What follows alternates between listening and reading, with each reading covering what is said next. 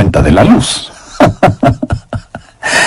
Usted no puede decir simplemente que la electricidad ha fallado, así que no debe sorprenderse cuando Dios contesta las oraciones. Deberá sorprenderse cuando no las contesta.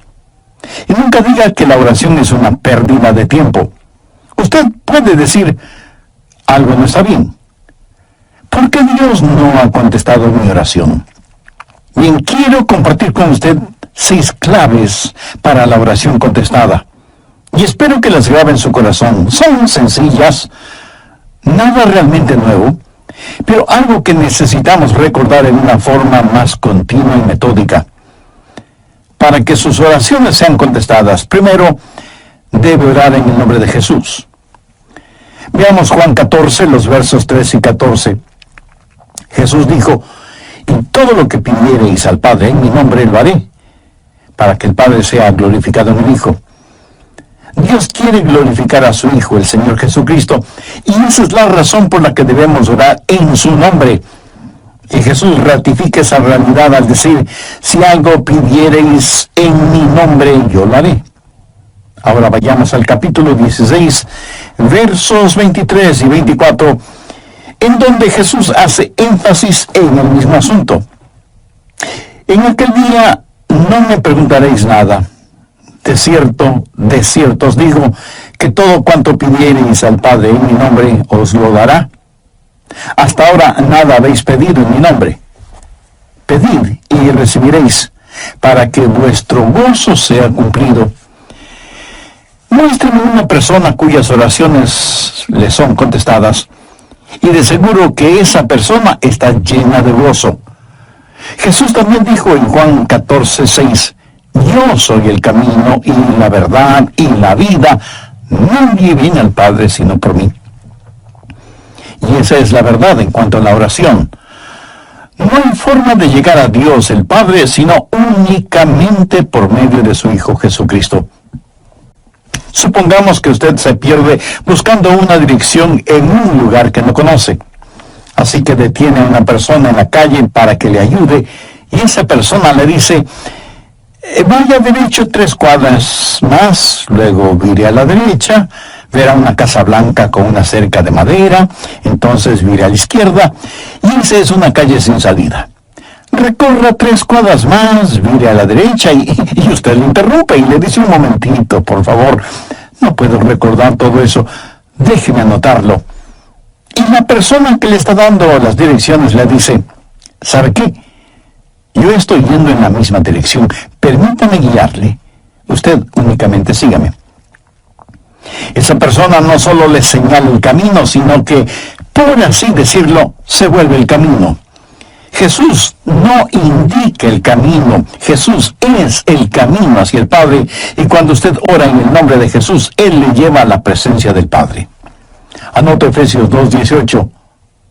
Porque por medio de Él los unos y los otros tenemos entrada por un mismo Espíritu al Padre. ¿Qué significa orar en el nombre de Jesús? Significa orar con su autoridad. Cuando usted pone su firma en un cheque y se lo da a alguien, esa persona va al banco y lo efectiviza. El banco le entrega la cantidad de dinero estipulada en el cheque, porque ese cheque lleva su nombre, lleva su firma, y con su firma usted le autoriza al banco la entrega de ese dinero.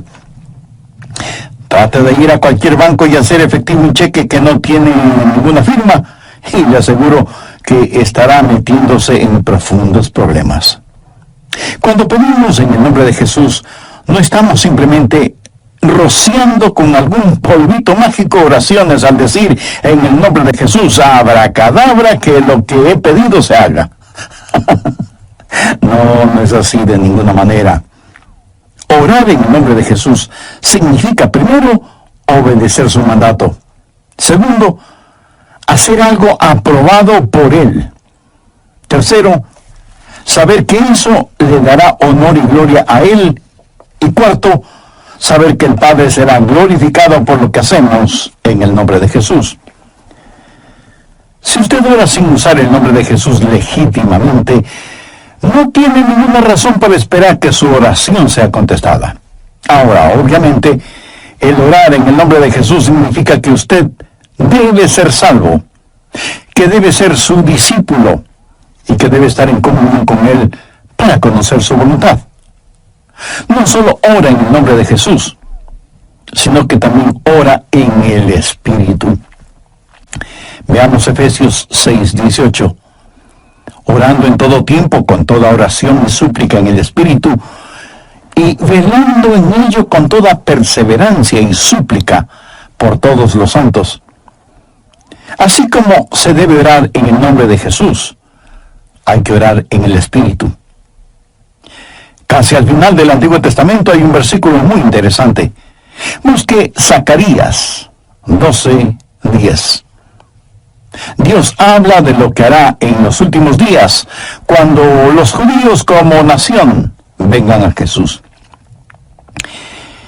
Y derramaré sobre la casa de David y sobre los moradores de Jerusalén espíritu de gracia y oración, y mirarán a mí, a quien traspasaron, y llorarán como se llora por hijo unigénito, afligiéndose por él como quien se aflige por el primogénito.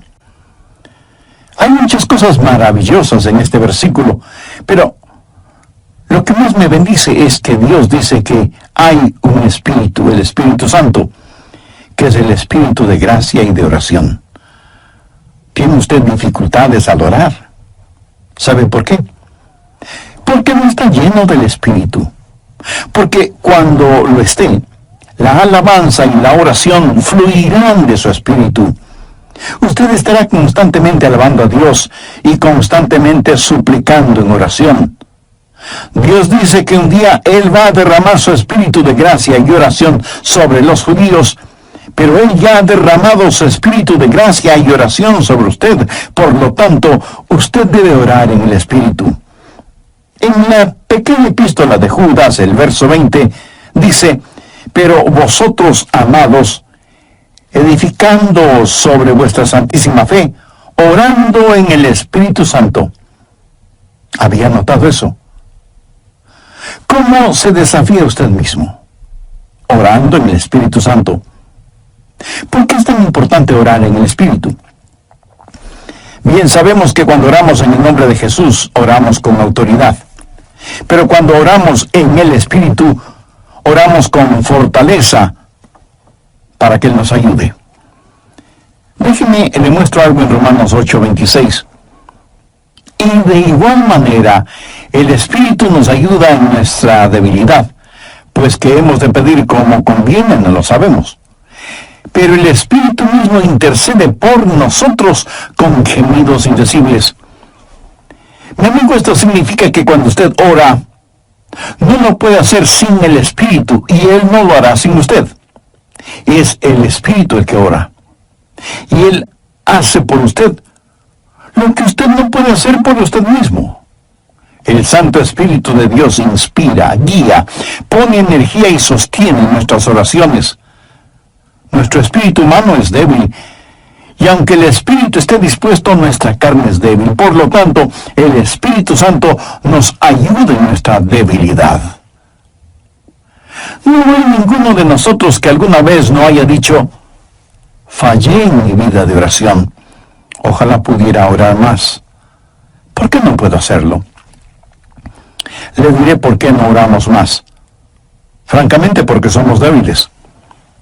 Pero nuestra debilidad no debe convertirse en incapacidad, sino más bien en fortaleza, porque la Biblia dice que cuando somos débiles, somos fuertes. Si aprendemos a depender en el Espíritu Santo, quien nos ayuda en nuestras debilidades, inspirándonos, guiándonos y capacitándonos. Más aún, Él nos ayuda en nuestra ignorancia. Pues ¿qué hemos de pedir como conviene? No lo sabemos.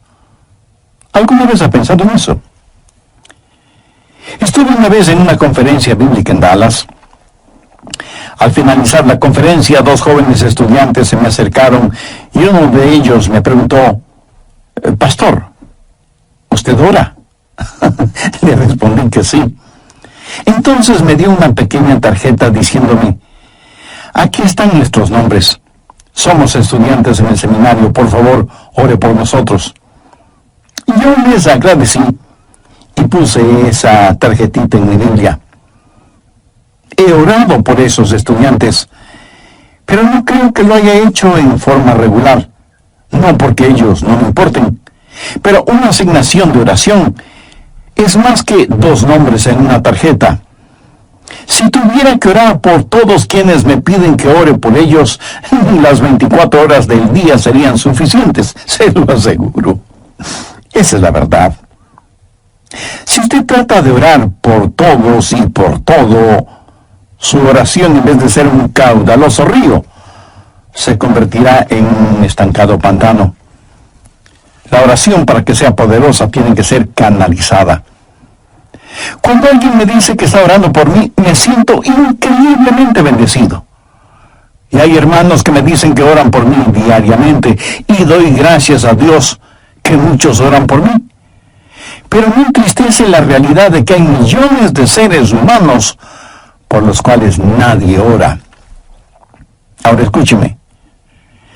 Yo no deseo estar en la lista de oración de alguien, a menos que el Espíritu Santo haya puesto primero mi nombre en el corazón de la persona que dice que ora por mí. Y cuando usted está orando por otras personas en forma individual, muchas veces no sabrá cómo orar por ellos. Por ejemplo, su tía Rosita está enferma, y usted ora: Señor, restaura la salud de tía Rosita. ¿Cómo sabe que Dios no está preparando a tía Rosita para llevársela al cielo? Y usted ora para que tía Rosita todavía se quede en la tierra, mientras que, de acuerdo a Juan 17:24, Jesús ora y dice: Padre, aquellos que me has dado, quiero que estén donde yo estoy. ¿Dónde está Jesús? En el cielo. ¿Dónde está la tía Rosita? Todavía en la tierra. En las reuniones de oración, más se ora para que la gente sea sanada que lo que se ora para que la gente sea salvada. Parece que estamos más interesados en mantener a los salvos fuera del cielo que a los perdidos fuera del infierno. No sabemos orar como debemos orar. Cuando Saulo perseguía a los seguidores de Cristo, antes de que fuera el apóstol Pablo, me pregunto qué oraba la iglesia en relación con Saulo. Si yo hubiera vivido en esa época, seguro que hubiera orado: Señor, mira cómo este Saulo nos persigue. Elimínalo, evapóralo, Señor, haz algo con él. Y ciertamente, Dios hizo algo con él, pero no precisamente como se lo pedimos. Dios lo transformó en el poderoso apóstol Pablo. A veces no sabemos ni lo que pedimos. Por eso el Espíritu Santo, que intercede por nosotros, dice: Señor, esto es lo que Adrián está pidiendo, pero esto es lo que en realidad necesita. El Santo Espíritu de Dios nos ayuda en nuestras debilidades cuando nosotros no sabemos cómo orar, por qué orar, o cuando no tenemos la fortaleza, ni la energía, ni el deseo de orar. E intercede con nosotros, como la Biblia lo dice en Romanos 6:26, pero el Espíritu mismo intercede por nosotros con gemidos indecibles. Ni usted ni yo, nadie puede orar como el Espíritu Santo puede hacerlo. Y la expresión gemidos indecibles era utilizada para describir los dolores de una mujer dando a luz. Eso, mi amigo, es orar en el Espíritu. Intercede por nosotros con gemidos indecibles, porque muchas veces nosotros no sabemos qué pedir. Algunos años atrás, yo viví la experiencia de un profundo dolor emocional y espiritual a tal grado que no podía ni siquiera articular una sencilla oración. Lo único que podía hacer era quejarme. Pero el Santo Espíritu de Dios escuchó mi oración y Él llevó mi dolor, mi súplica, hasta el trono de la gracia y la misericordia de Dios. Entonces usted ora primero en el nombre de Jesús, segundo en el Espíritu Santo. Para orar en el nombre de Jesús, usted tiene que ser salvo. Y para orar en el Espíritu, usted tiene que ser lleno del Espíritu Santo de Dios. Tercero, usted debe orar en obediencia a Dios. Es una malvada necedad el esperar que Dios escuche sus oraciones cuando usted no está viviendo en obediencia a Él. Lo triste es que hay personas que tienen la idea de que Dios les bendecirá, aún en su desobediencia. Razone esto un instante. Si usted está viviendo una vida de desobediencia, y aún así Dios contesta sus oraciones, ¿qué es lo que Dios está haciendo? Está animando y recompensando su pecado. Pero escúcheme, Dios le ama demasiado como para hacer eso. Veamos el Salmo 66. Quiero mostrarle algo. Salmo 66, verso 18. Este es un versículo que debería estar subrayado en su Biblia. Si en mi corazón hubiese yo mirado la iniquidad, el Señor no me habría escuchado. Ahí lo tiene, en blanco y negro y bien impreso.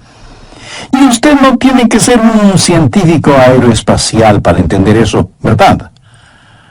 Muchos hablan de las grandes promesas en la oración. Bien, esta es una promesa. Si en mi corazón hubiese yo mirado la iniquidad, el Señor no me habría escuchado. Ahora, note que no dice, si hubiera pecado, Dios no me escucharía. Dios no le escuchará a usted. Dios no me escuchará a mí. Dios no escuchará a nadie que tenga iniquidad en su corazón. Iniquidad significa el hacer trato con el pecado, sentirse en paz haciendo el pecado. Y si yo tengo cualquier iniquidad en mi corazón, Dios no me escuchará. Ora usted a Dios. Si tiene algún pecado en su corazón, ¿cómo puede esperar que Dios le escuche? Para que Dios le escuche, usted tiene que arrepentirse de sus pecados y tener a Jesús como su Salvador y Señor. Si antes no ha hecho esta decisión, le invito a que lo haga ahora mismo. Ore y diga, querido Dios, sé que soy pecador y que mi pecado merece tu justo juicio, pero me acerco a ti en busca de gracia y de misericordia, y suplicarte en los méritos de tu Hijo, el Señor Jesucristo, me perdones. Señor Jesús, tú diste tu misma vida en la cruz para darme vida eterna, y prometiste salvarme si confío en ti. Desde este mismo momento confío absolutamente en ti. Ven a mi corazón, sé mi Salvador y mi Señor. Toma el control de mi vida y hazme la clase de persona que tú quieres que sea. Gracias por perdonarme, limpiarme, sanarme y salvarme. Y ayúdame a cumplir siempre los designios de tu voluntad. Lo pido en tu santo nombre. Amén. Amiga, amigo, mi amigo, hay una buena palabra griega para describir lo que usted está diciendo. Tontería. Escúcheme, Dios no se impresiona con sus oraciones, pero sí se impresiona con su necedad. Veamos lo que dice Isaías 1:13. No me traigáis más vana ofrenda. ¿Sabe usted lo que es una vana ofrenda? Es solo una oración vacía. No me traigáis más vana ofrenda. El incienso me es abominación. Aquí ellos estaban en el templo quemando incienso, ofreciendo incienso en el altar. No me traigáis más vana ofrenda. El incienso me es abominación. Luna nueva y día de reposo, el convocar asambleas, no lo puedo sufrir. Son iniquidades vuestras fiestas solemnes. ¿Qué es lo que Dios está diciendo aquí? Que todo lo que ellos hacían como parte de su religión, Él lo detestaba. Y en Isaías 1, los versos del 15 al 17, leemos: Cuando extendáis vuestras manos, yo esconderé de vosotros mis ojos. Asimismo, cuando multipliquéis la oración, yo no oiré. Llenan están de sangre vuestras manos, lavaos y limpiaos, quitad la iniquidad de vuestras obras de delante de mis ojos, dejad de hacer lo malo, aprended a hacer el bien, buscad el juicio, restituid al agraviado, haced justicia al huérfano, amparad a la viuda. Veamos ahora Isaías 59:1. He aquí que no se ha cortado la mano de Jehová para salvar, ni se ha agravado su oído para oír. Dios no se ha vuelto manco ni sordo, pero vuestras iniquidades han hecho división entre vosotros y vuestro Dios, y vuestros pecados han hecho ocultar de vosotros su rostro para no oír. ¿Han oído alguna vez algo del libro de Esdras? Vayamos al capítulo 9, verso 6. Esdras está orando y dice: Dios mío, confuso y avergonzado estoy para levantar, oh Dios mío, mi rostro a ti, porque nuestras iniquidades se han multiplicado sobre nuestra cabeza y nuestros delitos han crecido hasta el cielo.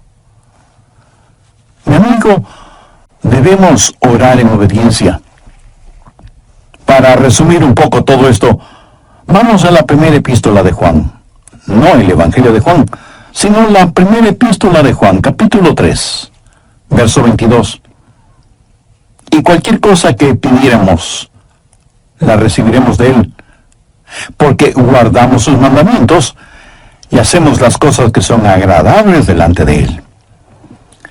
Los rebeldes jamás verán sus oraciones contestadas. Déjeme retroceder un poco las páginas de la historia. Recuerda cuando Israel había conquistado Jericó y tuvieron que pelear contra un pequeño pueblito. No era ninguna gran ciudad. Un pueblito llamado Ai. Apenas 3 letras, H, A, I, Ai.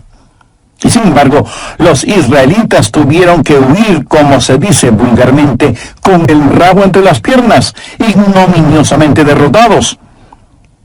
Y Josué tiene que ir y postrarse delante de Dios y preguntarle cómo pudo permitir que tal cosa sucediera. Mire lo que le contestó Dios en Josué 7, los versos 10 y 11. Y Jehová dijo a Josué: levántate, ¿por qué te postras así sobre tu rostro? Israel ha pecado. Dar tus oraciones como una cortina de humo para ocultar el pecado que hay en medio del pueblo. Enfrenta y elimina ese pecado, y entonces oiré tus oraciones. Cuarto, usted debe orar en la voluntad de Dios. No solo conocer a Jesús, no solo ser lleno del Espíritu, no solo obedecer los mandamientos, pero aún habiendo hecho todo esto, todo lo que usted desea no es necesariamente la voluntad de Dios para usted. Anote 1 de Juan 5, versos 14-15. Y esta es la confianza que tenemos en Él, que si pedimos alguna cosa conforme a su voluntad, Él nos oye. Y si sabemos que Él nos oye en cualquier cosa que pidamos, sabemos que tenemos las peticiones que le hayamos hecho. Orar en la voluntad de Dios. Y usted no encuentra la voluntad de Dios simplemente por adivinación. Pastor, ¿cómo voy a conocer la voluntad de Dios? Bien, permítame hacerle una pregunta. ¿Quiere en realidad saberlo? Y usted me responde: bueno, no sé si quiera saberlo o no. Entonces le haré otra pregunta. ¿Quiere hacer la voluntad de Dios? Y usted me responde: sí, claro que sí.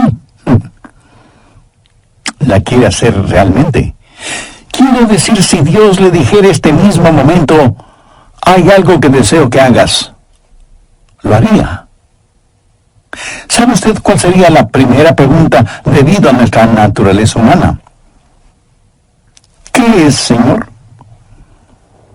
Esa no debería ser la primera pregunta o la primera respuesta. Usted no puede contestar una pregunta con otra pregunta. Usted debe contestar esa pregunta con una afirmación. Adrián, hay algo que quiero que hagas. ¿Lo harás? Yo debo contestar: sí, Señor, lo haré. ¿Qué es lo que quieres que haga? Mira, la manera de conocer la voluntad de Dios no es sabiendo lo que es, sino comprometiéndose a hacerla aún antes de saber lo que es. Eso es confianza. Sencillamente diga: Señor, estoy listo y haré lo que quiera que tú quieras que haga. Y aunque esa frase pueda trabar nuestra lengua, destraba nuestra capacidad de obediencia. Debo admitir que muchos tienen temor de la voluntad de Dios. De alguna manera se les ha metido la idea en la cabeza de que si se prestan para servicio bajo la voluntad de Dios, van a terminar como misioneros en el país de salsipuedes, viviendo en una choza con piso de tierra y comiendo carne de serpiente o quién sabe qué otros exóticos alimentos. ¿Sabe qué? Pudiera ser que así suceda. La forma de conocer la voluntad de Dios es aceptando la voluntad de Dios antes de conocer cuál es la voluntad de Dios. Y aunque suena complicado lingüísticamente, espiritualmente no lo es. Pero usted me dice: el pastor, quiero más detalles. Muy bien, le voy a dar más detalles. La voluntad de Dios es buena, perfecta y aceptable. Y si piensa que esto lo digo porque soy muy inteligente, pues siento desilusionarle. Veamos qué dice Romanos 12, versos 1 y 2. Así que, hermanos, os ruego por las misericordias de Dios que presentéis vuestros cuerpos en sacrificio vivo, santo, agradable a Dios, que es vuestro culto racional. No os conforméis a este siglo, sino transformaos por medio de la renovación de vuestro entendimiento, para que comprobéis cuál sea la voluntad de Dios, agradable y perfecta. Usted no necesita saber nada más que esto. La voluntad de Dios es buena, agradable y perfecta.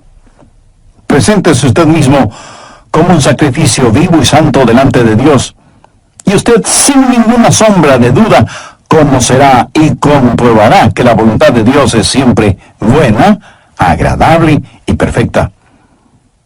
La oración es para manipular la voluntad de Dios, para que se amolde a la suya. Es descubrir la voluntad de Dios y meterse de cabeza en ella. Pero escúcheme con atención. En última instancia, usted no encuentra la voluntad de Dios. La voluntad de Dios lo encuentra usted.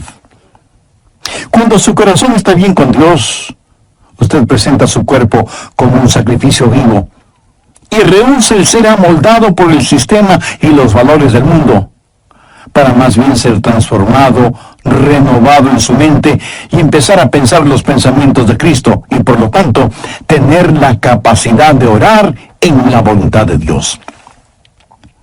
Quinto, orar en comunión con los creyentes. Por favor, busque el Evangelio de Marcos, capítulo 11, los versos 25 y 26. Y cuando estéis orando, perdonad si tenéis algo contra alguno, para que también vuestro Padre que está en los cielos os perdone a vosotros vuestras ofensas. Porque si vosotros no perdonáis, tampoco vuestro Padre que está en los cielos os perdonará vuestras ofensas. Mi amigo, no se olvide que un pecado no perdonado es la más formidable barrera contra la oración. Tantas personas se preguntan por qué sus oraciones no son contestadas cuando están guardando tremendos resentimientos en su corazón. Le pregunto, ¿ese resentimiento, ese enojo, vale la pena tenerlo? Lo que es peor, ¿vale la pena ir acumulándolo, guardándolo, hasta que por fin estalla, hiriendo no solo a quienes motivaron ese enojo, sino a usted mismo? La satisfacción carnal de guardar un resentimiento contra alguien no vale de ninguna manera la pena, porque impide que nuestras oraciones sean contestadas. Escuché de una pequeña niña que una noche, por haberse portado mal, su mamá le mandó temprano a la cama. Pero antes de acostarse, la niña debía orar. Ella así lo hizo. Oró por su hermana y su hermano, oró por su papá y su abuelita, oró por sus amigas en la escuela, oró por su profesora, oró por su perro y por su gato, y finalizó con un alegre amén. Luego, mirando a su madre, le dijo: como habrás notado, mamá, tú no estuviste en mi oración. Me imagino que esa oración no habrá salido de ese cuarto, menos habrá llegado al cielo. Pero hay una profunda lección en esto. Sería una temeraria necedad si alguien, teniendo un espíritu no perdonador, pretende que sus oraciones sean contestadas. Y esto es verdad de manera especial entre marido y mujer. En 1 de Pedro 3:7 leemos: vosotros maridos igualmente, vivid con ella sabiamente, dando honor a la mujer como a vaso más frágil.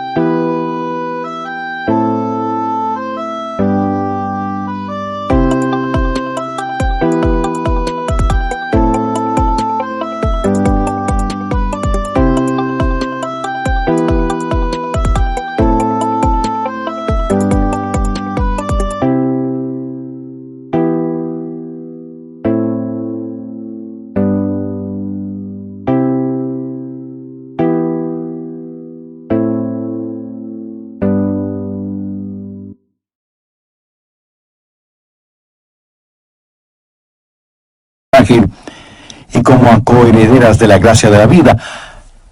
¿Para qué? Para que vuestras oraciones no tengan estorbo. Muchos esposos y esposas, aun siendo creyentes, viven como perros y gatos, son como palo y piedra, y aún así se preguntan por qué sus oraciones no son contestadas. Ore creyendo, y todo vendrá. Ore dudando, y nada tendrá. ¿Alguna vez has dicho: Dios, yo creo, cuando en realidad no creía? Muchos piensan que el decir que creen les será contado como si en verdad creyeran. Estaban mintiendo, ellos lo sabían, y Dios también lo sabía. ¿Alguna vez ha orado sabiendo que Dios escuchaba sus oraciones y recibió una respuesta de Dios? Verá, la fe es también un regalo de Dios. La fe no es algo que usted guarde en su bolsillo o en su cartera para gastarla en cualquier cosa que se le antoje. Usted no puede tener fe para nada fuera de la voluntad de Dios, porque Dios no da fe para nada que esté fuera de su voluntad.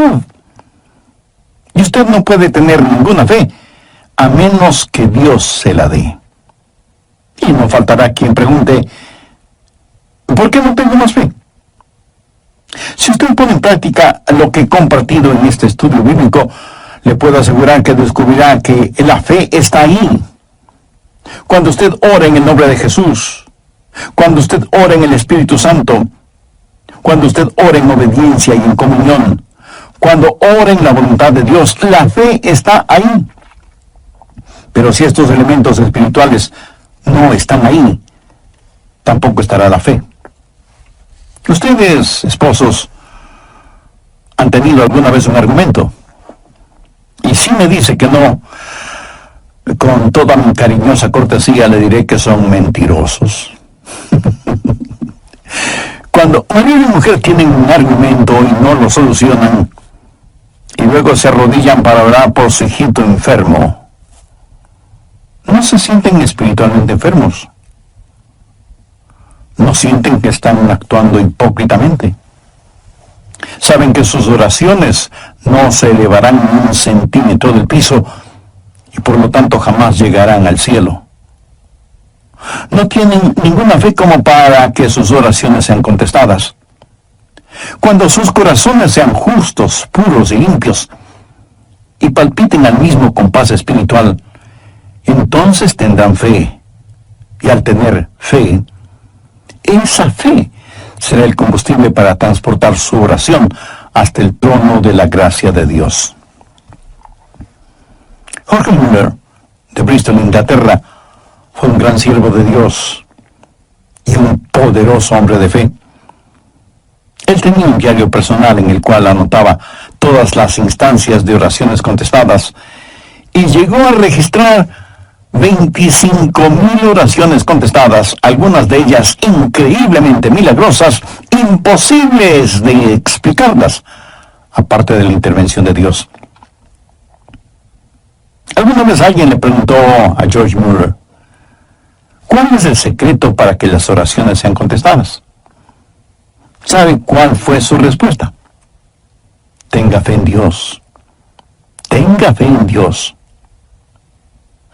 Ahora, yo no creo que él dijo tenga fe en Dios, sino que dijo tenga fe en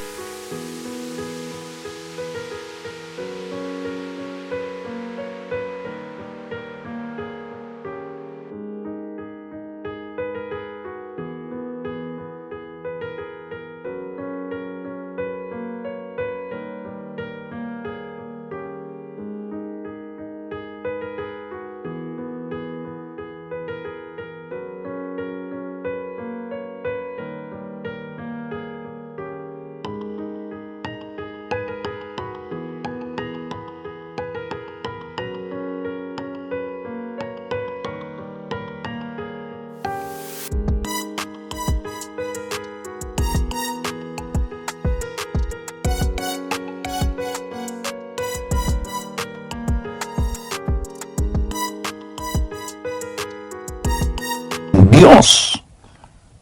Mira, en realidad no es una gran fe en la que necesitamos, sino que necesitamos tener fe en un gran Dios. Fe no es solo un sentimiento positivo, ni el que usted se vuelva frenético o fanático, sino tener la absoluta confianza de que Dios hará lo que usted le ha pedido, si ese pedido está encuadrado dentro de los parámetros de la voluntad de Dios. Los discípulos le dijeron a Jesús, Señor, enséñanos a orar. Y ese debe ser nuestro pedido también, para que Dios nos ayude a ser hombres y mujeres de oración. Hay algo en nosotros que se resiste a orar. Preferimos ocuparnos en cualquier otra cosa en vez de orar.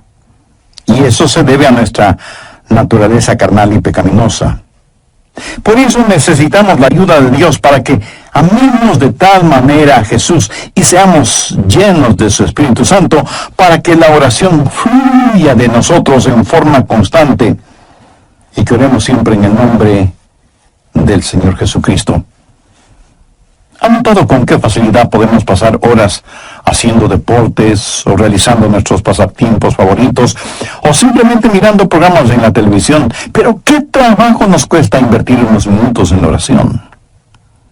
La oración eficaz, mi estimado amigo, debe ser un acto intencional de nuestra voluntad. No debemos acercarnos al trono de la gracia en forma casual, sino en forma totalmente intencional. Seguramente entre quienes me escuchan habrá quienes, a pesar de ser religiosos, este asunto de la oración es muy secundario en sus vidas. Ahora, si usted aún no es salvo, mayor razón para que ore a Dios. Lo puede hacer este mismo momento diciendo con sus propias palabras algo como la siguiente oración. Dios eterno, reconozco que soy una persona que no me ha acercado a ti en oración, sino en raras ocasiones. Reconozco también que soy pecador, que estoy perdido y que necesito ser salvo para tener la seguridad de ir al cielo cuando me llames a tu presencia. Señor Jesús, creo que eres el Hijo de Dios y que entregaste tu vida y derramaste tu sangre en la cruz para, por medio de tu sacrificio, pagar la deuda de mis pecados, perdonarme, limpiarme y salvarme. No sé si mi fe es